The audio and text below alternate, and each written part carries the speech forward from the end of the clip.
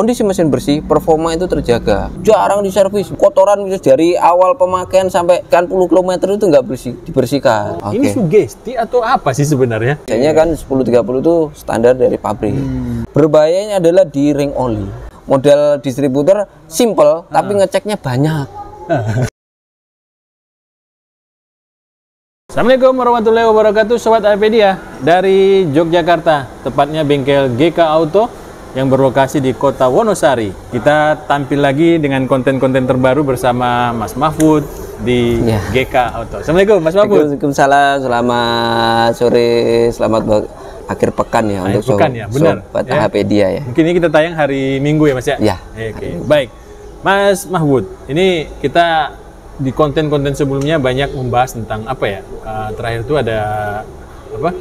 Oli juga ya? Yang oli, kita bahas ya? Ada oli ya? Kita bahas. Ada. Nah, ini yang mau kita bahas ini sangat menarik menurut saya ya. Karena kan oli itu selalu diganti. Rutinnya itu mungkin ada yang 5.000, ada yang 3 bulan, 6 bulan kayak gitu ya. Nah, yang jadi pertanyaannya gini Mas Mahfud, pada saat kita mengganti oli gitu ya, itu rasanya mobilnya enteng gitu loh. Oh, ya kan? Tenaganya dapat gitu ya. Nggak seperti sebelum oli yang lama gitu. Nah, tapi itu satu dengan merek yang sama. Ya kan? Nah, ada lagi nih.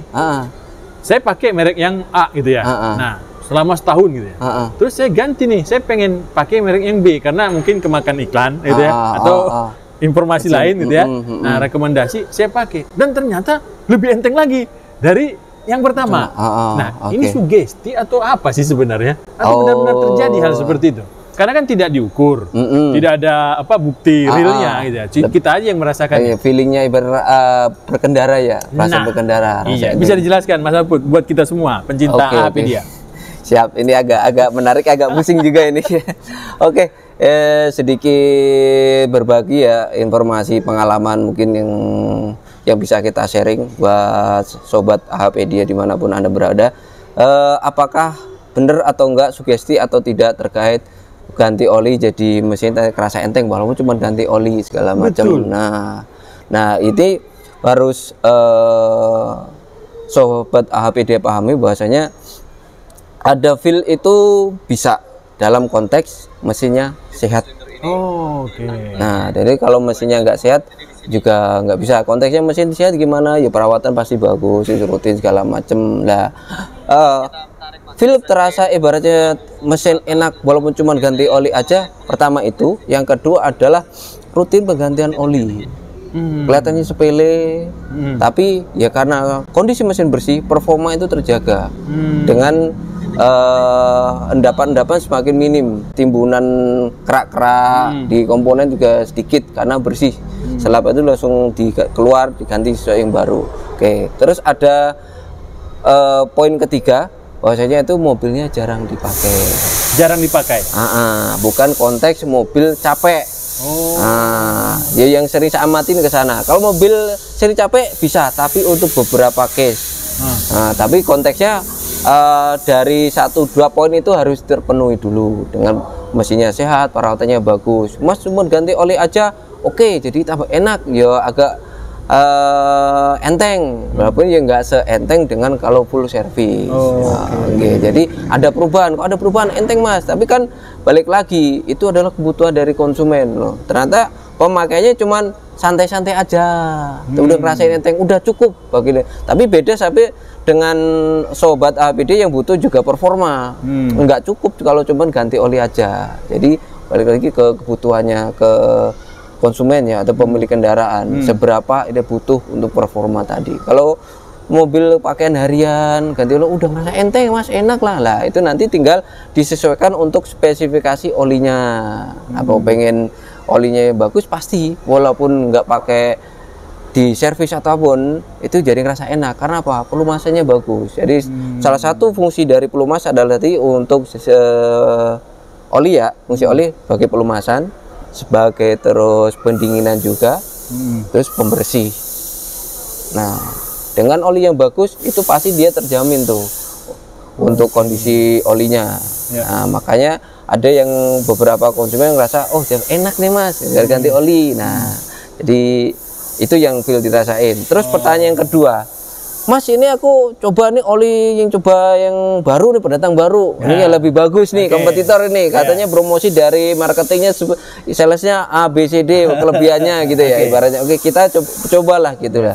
Lah untuk mencoba kayak gitu, sobat AHPD harus pahami bahwasanya pertama resiko sering mengganti oli dengan beda merek itu ada risiko endapat. Jadi kalau misal ganti, tidak disarankan sering-sering ganti oli.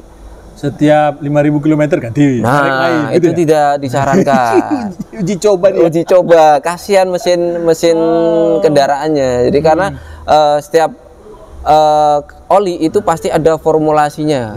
Ibaratnya campurannya dari pabrikan pasti ada nilai plus minusnya ada. Jenengan sering ganti oli, itu kan formulasi dari setiap oli tadi kan bercampur terus karena jenengan ganti oli terus lah, itu yang menyebabkan fungsi dasarnya, contoh kayak pelumasan, pembersihan, terus kayak pendinginan tadi kayak terganggu. Nah jadi ya merusak komponen ujung-ujungnya. Jadi tidak disarankan. Tapi kalau kepepet pas itu waktunya ganti oli ya di pelosok, di pinggir, di ujung gunung misal kayak gitu ya, adanya olinya ini, ya wis nggak apa-apa, namanya emergency, tapi segera disesuaikan dengan spesifikasi kendaraannya lah, itu nggak apa-apa, urgensi namanya darurat. Nah tapi kalau untuk dicoba-coba gitu ya pasti jadi masalah kalau jenengan ganti oli berapa merek terus-terusan kayak gitu tuh jadi masalah juga. Jadi nah untuk menjawab kadang oli beda merek itu lebih enak, yaitu tadi pasti formulasinya ada yang beda dan itu sesuai karakter kendaraannya sama jenengan kebutuhannya. Kalau pas lagi cocok dengan formulasinya dan kebutuhan jenengan ya pasti rasanya lebih enak. Nah kalau nggak cocok ada juga resiko, oh tambah berat ya mas pakai ini. Nah itu ganti lagi ya. Nah itu jadi resikonya kayak gitu. Berapa kali ganti sampai menemukan yang terbaik gitu ya? Nah itu, atau kita kembali kepada buku manual? Bukan, kalau saya sarankan adalah balik lagi ke buku manual spesifikasi kendaraan. Kalau misal jenengan mau nyoba itu nggak terlalu jauh dari spesifikasinya.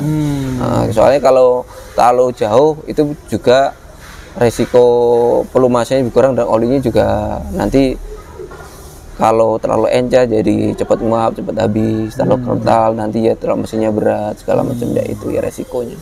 Baik. Berarti salah satu poin nih, kita mengganti merek mobil, merek oli yang sebelumnya sudah kita pakai lama, kita pakai merek baru. Nah, pada saat kita ganti merek baru itu minimal SAE-nya itu sama dengan yang sebelumnya. Ya. Oh gitu. Itu. Pokoknya kita pakai 1030. Nah, besok kita ganti merek yang lain 1030 juga gitu. Bisa, atau mungkin mau nyoba sedikit agak lebih kental. Oh, lebih kental gitu atau lebih itu misal 1030 kan biasa standar ya, ada yang umum banyak itu kan di 1040 pasaran untuk beberapa merek itu kan gitu. Kalau untuk yang 1030 biasanya original bawaan dari pabrik. Biasanya kan 1030 itu standar dari pabrik. Kalau yang di general banyak kan di pasaran itu di 1040. Baik, berarti nyata itu ya. Tarikan itu enteng, bukan sugesti berarti. Iya, tapi dalam konteks syarat-syarat yang tadi dipenuhi ya. Nah, pertanyaan saya gini mas, kan tak lama itu, ya kan? Kita pakai ganti oli, tenaga enak gitu ya. Nggak berapa lama, ya kan? Mulai turun kan itu performa kan? Iya. Nah, itu penyebabnya apa? Kenapa turun performanya? Padahal kan di awal enak gitu, enteng gitu loh. Ya jadi gini, jadi ibaratnya itu oli enak itu pas posisi contoh masih, jadi oli itu ada kayak kalau saya amatin istilahnya daya pelumasannya itu menurun di pemakaian sekian kilometer. Nah enak di awal saat awalnya, tapi nggak bisa untuk durasi jangka panjang. Contoh minta jadi enak di awal-awal mas, cuma nanti per 5.000 kayak rasanya berat, tapi ini diganti ya enak lagi. Nah ganti enak lagi. Ada yang ibaratnya nggak kerasa aja mas, cuman biasa-biasa aja, tapi di enak aja di masih sama aja kayak longlengnya, love-nya di misal di 5.000 ke atas itu masih enak aja, kayak nggak ada perbedaan misal gitu. Nah ada yang kayak gitu juga ya. Ada. Di awal biasa aja. Sampai akhir gitu ya. Ada yang di depan enteng, pas belakang mulai drop gitu ya. Ada. Nah, selain dari kualitas oli, apakah ada faktor eksternal yang membuat oli itu jadi menurun ininya? apa namanya kualitas di dalam mesin? Ada fasenya. Salah satunya tadi ya kondisi mesin tadi. Kondisi mesin. BBM yang tidak sesuai spek. Oke. Gitu. Jadi endapan kayak gitu. Karena fungsi dasar oli tadi 3 itu yang utama ya. Pelumasan, pendinginan itu tadi. Baik.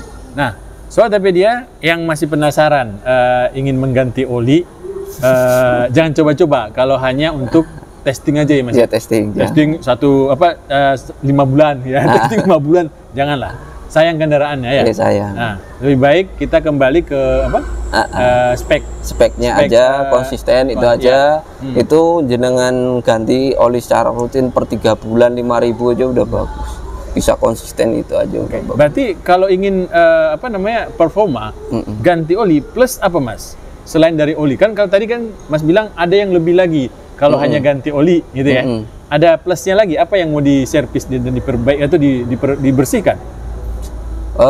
Kalau pastinya kalau diisi per 3 bulan ya sekalian di tune up. Setiap 3 bulan? Setiap turun ganti oli? Ganti oli. Plus tune up? Plus tune up. Tune up itu apa saja itu Mas?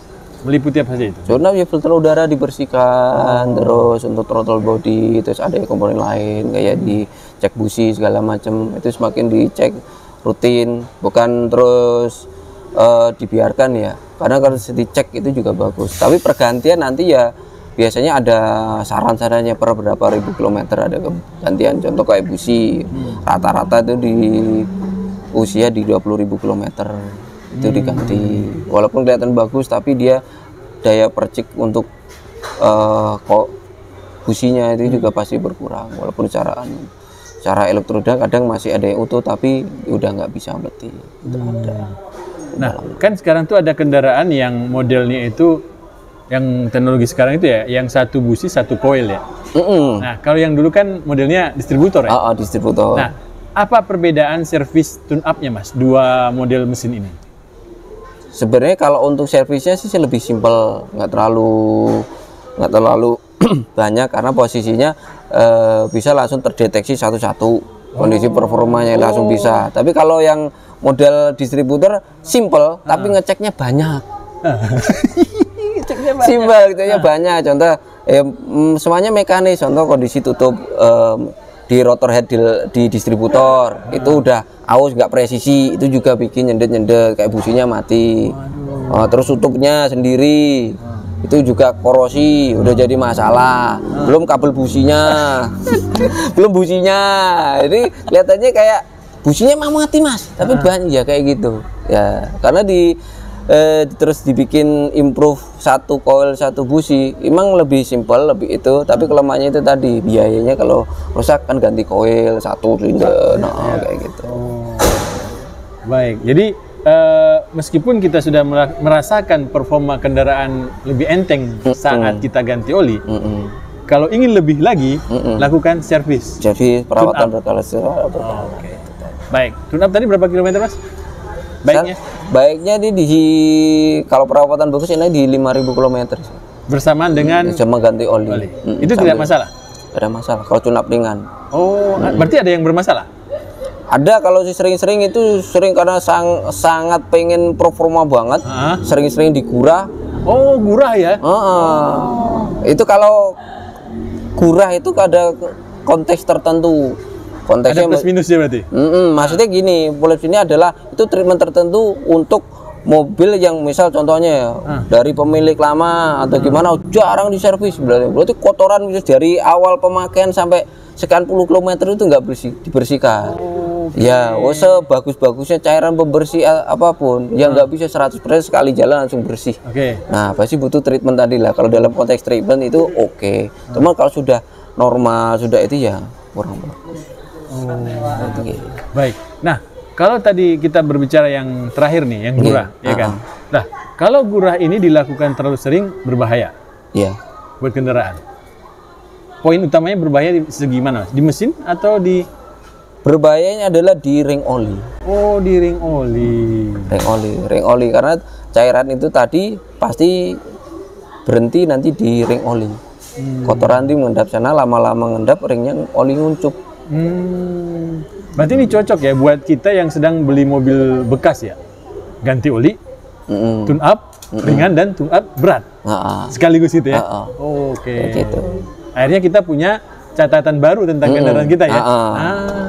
Kayak gitu. Jadi kalau dalam konteks normal sebenarnya itu nggak terlalu disarankan kalau sering-sering kurang. Pasti ada negatifnya. Cuman kadang-kadang itu kurang dipahami, pengennya langsung performa enak-enak. Tapi kalau paling enak ya paling simpel ya di tune up itu rutin dengan bahan bakar bagus sesuai spek yang disarankan oleh pabrikan nanti pasti. Ini yang susah yang belakang ya. Iya. Jadi pengennya ya irit simpel lah, tapi kalau udah babak belur bungkus kok jadi turun performanya lah. Balik lagi. Pengennya irit tapi performa tinggi gitu ya. Nah, itu. Ya nggak apa-apa kalau jeneng ada riset atau apa bisa sharing-sharing nanti di kolom komentar ya. Nah, bagi ya. Bagi-bagi. Udah coba kayak gini, jadinya gini. Oke, jadi banyak teman-teman sobat AHBD bisa tambah ilmu, tambah wawasan. Oke, baik. Terima kasih Mas Mahfud. Sama-sama. Informasi di konten kita kali ini mudah-mudahan bermanfaat.